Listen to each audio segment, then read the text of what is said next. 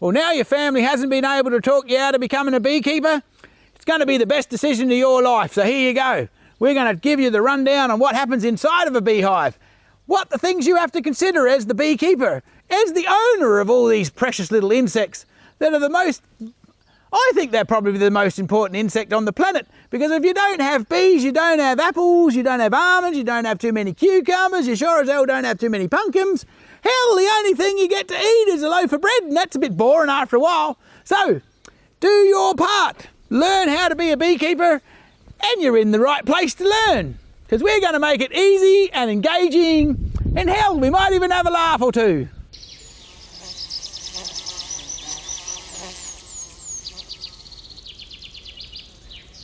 I'm going to make an assumption here that you've probably all actually seen pictures of a wild bee swarm or a wild beehive, and it has the little layers of honeycomb that the bees have made. Now, as a beekeeper, you're just trying to emulate what they naturally do in the wild, because the girls, they're very efficient, and they know they want a certain amount of bee space so that they build their comb in little lines. So the general idea when it comes to beekeeping is you want to get your ladies in a position so as you can work them a bit more efficiently. And there's something called bee space. If there's too much space, the bees will fill that in with honeycomb and make a hell of a mess and make your life a misery. So that's why we have frames that have little ridges on them, which basically sets the frame at about 5 to, 7 millimeters-ish. I don't know what that is in feet and inches or whichever else in the world we are, but just Google that. That's a really cool part about being alive today. You just put in your measurements against that, put in 6 mil, put in what it is in your world. Hey, presto, there's your answer, because otherwise I'll be here for an hour trying to tell you all the different measurements. In their natural format, bees are actually very clever, because they actually make something, they make wax, which is really groovy because they have these little wax glands on their tummies, and they have little flakes that form on those wax glands, and then they roll them up. Not like my big fat tummy, but they roll the wax glands up and they hand them around the hive, and eventually they make what we would associate with the honeycomb, that they build all their babies in. They build the babies in the honeycomb, they store the honey in the honeycomb, hence why it's called honeycomb, and it's made in a really cool hexagon shape, because then there's no wasted space, and it's as strong as, it's way stronger than squares or circles or anything else, and you don't waste any space, and it's super strong. So when you've got your beehive in your backyard, it's basically going to be on the principle of the Langstroth system, which was invented, I don't know, in the 1800s somewhere. There's a dude called Langstroth, and he got organised, and he figured out what the bee space was, and he figured out how to make frames that would actually get the bees to work on, that you could remove the frames and have a look at them. Because before that, they were keeping bees in crockery pots and skips and all sorts of crazy shit, and they had to kill the bees to actually harvest the honey. I think if you go to Africa, there's still some beekeepers that have their bees in great big long logs, which is rather cool, but they've got real clever and all because they have a door at the back so they can take the honey from the back and leave the brood at the front. So in their natural environment, which is, like I say, we're trying to emulate, they just build honey on the outside for storage. They generally have honey and pollen here, and then they'll breed in the middle of that. And the cool thing about honey is it's the coolest installation ever. So you'll actually I've caught swarms in a tree that has lived out totally in the open, and they've been living in a bush through the winter time, and they've actually got their honey stored around the outside, and they've made a ball in the middle, which they keep all nice and cozy. The bees are natural, resourceful little ladies. They don't live and want anything to go to waste. And they basically make a ball of breeding in the middle. And of course, the interesting thing is when you get to summer and they're really kicking on, hell, the queen's got to lay about 2,500 eggs a day or something crazy. So, that's a lot of honeycomb to make. And that's why when you get your frames, you put a little wax foundation on there, and it just gives them a head start. Because you can imagine how much effort it takes and how much energy. Of course, they've got the nectar they collect and the pollen they collect, they have to actually eat all of that to make the wax flakes, to make the stuff to store the gear in. Now, what you need to keep in mind is that the bees are actually using the honey and the pollen and the resources to develop their home. And so not only do they have to feed the young that are in there and feed themselves and feed the queen, they've also got to build their home. And I was researching it somewhere. It says takes you roughly, for a half a kilo of wax, they've got to consume about 3.5 kilos of honey. Now just keep in mind that by the time the nectar turns into honey, well, they double that figure again when they've got to get it from the flowers. So anything we can do to help them out, all the more the merrier for them. If you use a foundation wax, just make sure you buy one that's actually for the European honeybees, because they'll actually give you the size that you want.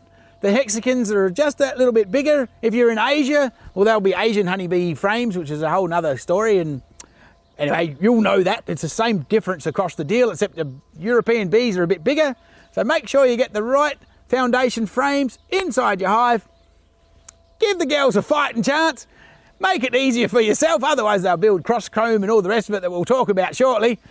Poor things to avoid.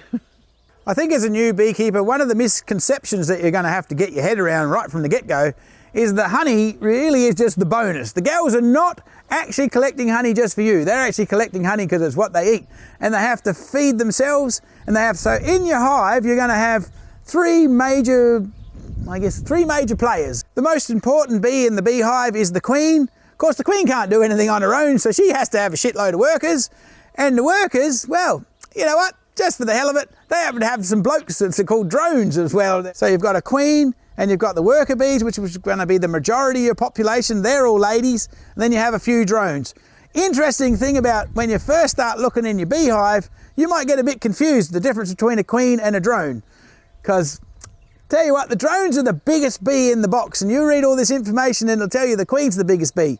But what they're trying to tell you is the queen has a long tail and a longer abdomen, so she technically is bigger than a drone, but until you get used to what you're looking at, you wouldn't know that. So the queen may be the single most important bee in the hive because she lays all the eggs, but all the other ladies in there are super important themselves, because once they get hatched out of their little pupae, they come out and they get out, and then the first job they get is they got to clean up around the place. The next job they get is they've got to go and clean their other bees and get organised. Then they get in charge of ripening the honey, and they run around, and that's an interesting thing. That'll make a whole nother show on its own, but we don't need to worry about that too much. They spend a good 2/3 of their life living inside the box. And the bees we see are there towards the end of their life cycle. That's the last 2 or 3 weeks generally of their life cycle. They actually go out and they start foraging for the nectar and the pollen and the water.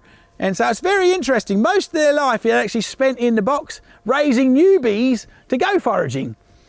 And what's more, it's a community, so they all get to vote. If they decide that the queen isn't pulling her weight, they'll just say, sorry, you're fired, we're going to make a new queen, and push. She'll either swarm or, I'm not really sure how that works, how you execute the queen in the box, but anyway. So Her Majesty, when she's running around in the hive and it's a beautiful spring day and things are really humming and there's a nice source of food and they're bringing in the pollen and they're bringing in the nectar, she's going to lay somewhere upwards of 2,000 eggs a day, which is kind of crazy. And so all of the other bees in the box, they have to create something that's called royal jelly.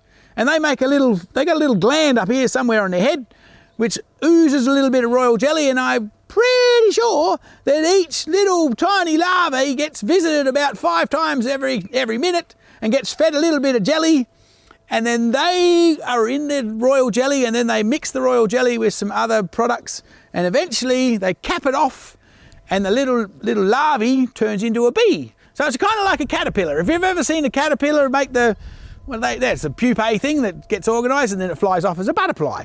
Well, bees are similar. They start off as a little worm, but they don't have to go and eat your leaves. All the shit's brought to them. How cool is that? So they just lounge around in royal jelly getting fed, going, oh, this is pretty bloody amazing, look at this. And then eventually they get capped off and then they turn into a bee. So it's pretty fascinating. Tell you what, if nature doesn't get you excited, there's something wrong with you. The queen her role in the hive generally runs somewhere from 2 years to 5 years, just depends. Sometimes she'll go a bit longer, but generally speaking, her best days are between the 2 years and up to 2 years, but she'll live to 5 years. I don't think you need to get too stressed out about queen management in your backyard, because ultimately you're going to have enough honey to give away, and what's really going to end up happening is that your friends and your family are probably going to say, oh, could I have the honey from the certain time of year, because that's a really cool flavour. And anyway, that's something else you're going to find out. When you're a beekeeper, you'll actually find out that honey has some very unique flavours. It's not like that crap in the supermarket. I think one of the interesting things that most people ask is, how the heck do they decide to make a queen? What is that about? How do they actually get a queen in the first place, this little lovely nest of bees? The interesting thing is, what happens is it's just the same egg. It's the same eggs that could have become a worker bee or a queen bee, but what happens is the bees have to actually feed her royal jelly for the whole time. So if you've ever seen inside of a queen cup, because they make a special cup for her to live in because she's going to be a bit bigger. So the fact that the bees decide to put her in a queen cell and just feed her royal jelly, that actually makes her develop ovaries, which is rather interesting. So even though the queen is the biggest bee in the bee box, she's the quickest one to make, which is kind of cool. She's about, from the egg stage to the queen hatching out stage, is about 15 odd days, depending on a few variables, but we'll just go with 15 because that works. And then she comes out and she's got some ovaries. And now this is where nature gets a little bit hectic. So the first thing that your newly emerged queen's going to do is she's going to wander around the hive and make sure she hasn't got any competition. So she'll actually destroy any other queen cells that are in there, so as that she doesn't have to put up with them hatching and challenging her to a duel. How to do? But it's interesting, if you've ever seen a couple of queens have a fight, it's not very friendly.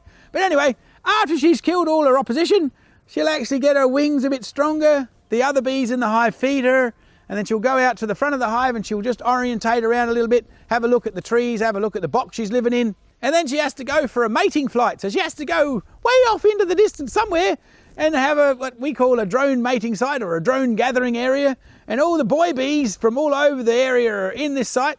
The queen goes whizzing through the site as fast as she possibly can fly, and the other drone bees that are in the area go, woo, there's a nice bit of tail, and chase her down and fix her up in the middle of the air, never mind. So they actually catch her. So she's flying along, the drone bee comes along and splits in half and donates some sperm to your hive, and hell, I think that happens somewhere between 15 and 20 times to the poor girl. And then eventually she waddles back home and licks her wounds until she feels like laying some eggs. And that's the only time she leaves the hive, unless she wants to swarm. And then once she gets sorted out and she sort of gets going and things are looking good, her hive's got lots of food coming in, she's going to lay, I don't know, at least 2,000 eggs, sometimes 2,500 eggs a day. The other thing that fascinates me is she gets the egg right at the bottom of the bloomin' cell. And you got to imagine the cell's on the side. So she's walking across the side of the frame and puts her tail in and sticks the egg right at the bottom, and there's a tiny little bit of glue. So that egg sits there for a bit until eventually it starts getting a bit of jelly, which it holds in the frame, and then away we go. And all of a sudden we've got thousands of bees. And that's what you want, thousands of bees to make lots of honey for your toast. I just thought I'd show you, if you fail at being a beekeeper, at least you got a flower pot for the flowers to get planted in. Now these flowers here that look gorgeous and lovely, they're not necessarily that loved by the bees. I mean, the bees are just there and the flowers are just here, and they're not really going there because bees are a bit fussy. There's only certain flowers for certain things. So if you're going to be planting bee-friendly plants, you need to have a look on the directions, and it says, this is good for pollen, this is good for nectar. So maybe we should just go and have a bit of a look at some flowers that the bees do love. Now down here in Oz, we have eucalypt trees, which happens to be one here in my backyard pretty much, well, over the fence from my backyard. And eucalyptus are pretty fantastic trees really, because they'll produce nectar and pollen. But not all pollen is created equal either, so you want to be making sure when you're checking on your bees, when they're coming in, eucalypts produce nectar and pollen. And thinking about it, when you actually watch your bees come back from their feeding, foraging flights, some of them will come back with their pollen sacs full of different coloured pollen. It's ideal if they'll come back with, say, 3 different colours. But if you're in suburbia, honestly, you're going to have plenty of flowers, plenty of nectar. Just encourage your neighbours to plant trees that the bees like. And of course, the good old-fashioned English lavender, which is, there's a million different versions of lavender nowadays, like, golly gosh, every one you can imagine. But the old English lavender, she's good and faithful. She'll keep flowering during the season. They've just basically got flowers for a fair bit of the year down here in Australia. You got the old rosemary bushes, they're not bad either. But the interesting thing is you're probably not actually going to get pure lavender honey, because there's going to be lots of other things that they can forage on. I have had pure lavender honey. We were in Tasmania, and they've got lavender farms over there, and they had the beehives on the lavender farm, and that was like this crazy cool purpley coloured lavender honey, which was ridiculously expensive, but it looked amazing. And of course, Mother Nature has the good old rosemary bush the old rosemary flower, you got bloody beautiful bit you can spread on your roast lamb. Hell, and as you can see, the bees enjoy it too. So there you go. I don't ever had rosemary honey, but I'm sure if you had enough of it, you could get that. But just remember, not all plants are going to flower for the whole year round. So you're going to have different seasons for different plants. They're going to be flowering at different times. But you know what? I don't think you're going to have to worry about that too much. Let's get down to the practicalities of what goes on and what you need to worry about first of all about what's inside your bee box. So if we've whet your appetite and you're really getting curious about beekeeping, well, why don't you become a Patreon supporter? Just slip us $10 and then you can get on the live stream. And hell, you can ask your question in person. And even if you can't ask your question in person, we have a cool idea of a Q&A show where we read your emails and we'll give you an answer. Because heck, your question's probably 100 other people have got a question similar. So, you know what? Get in it. Let's all be beekeeping together.